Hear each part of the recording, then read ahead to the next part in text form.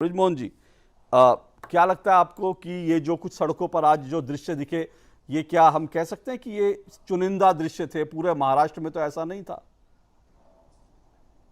बिल्कुल पूरे महाराष्ट्र की ये स्थिति नहीं है, ये बात तो बिल्कुल तय है। लेकिन पांडे जी ने बड़े वैलिड प्रश्न उठाए और मैं सोचता हूँ कि शायद उन मुद्दों पे बात करना बड़ा जरूरी है। पांडे जी ने कहा कि हिंदुस्तान में ये पहली बार ऐसा हो रहा है कि एक राज्य के मंत्रिमंडल ने ये फैसला किया कि हम बंद करेंगे। मैं इनको याद दिला देता हूँ, मध्य प्रदेश में आदरणीय शिवराज सिंह चौहान की सरकार थी 11-12 में।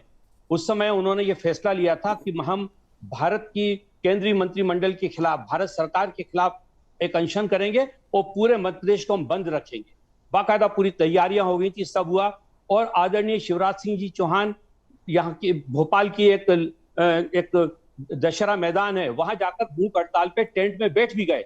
लेकिन तत्कालीन गवर्नर साहब ने उनको बुला के जब डांटा तो उनको वापस लेना पड़ा। तो ये इसके पहले होता रहा है। मैं दूसरी बात आपसे कहना चाहता हूं, गवर्नर साहब ने डांटा और वापस ले लिया, ये आज रिकॉर्ड पे है। हाँ, तो अच्छी बात है, अच्छी बात है। गवर्नर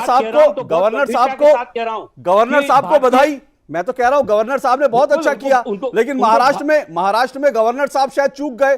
अगर महाराष्ट्र में गवर्नर साहब उद्धव जी को बुला के डांट देते, हालांकि महाराष्ट्र में वो डांट नहीं सकते थे। कोश्यारी जी की जागरूकता से जुड़ा हुआ मामला है, मैं कुछ नहीं कह सकता। दूसरी बात मैं कहना चाहता हूं कि हिंदुस्तान में इस प्रकार के आंदोलनों को सबसे पहले शुरुआत जो लेजिटिमेसी दी है वो भारतीय जनता पार्टी ने दी। उन्होंने हिंदुस्तान के अंदर सबसे बड़ा जो एक आंदोलन हुआ था रेलवे को लेके, जो कि जॉर्ज फर्नांडिस साहब ने किया था, उन्होंने अपने कैबिनेट में मिनिस्टर बना के रखा।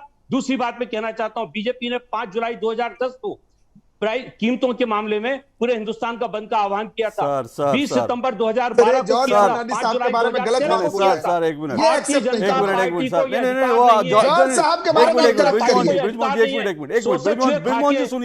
बृजमोहन जी सुनिए,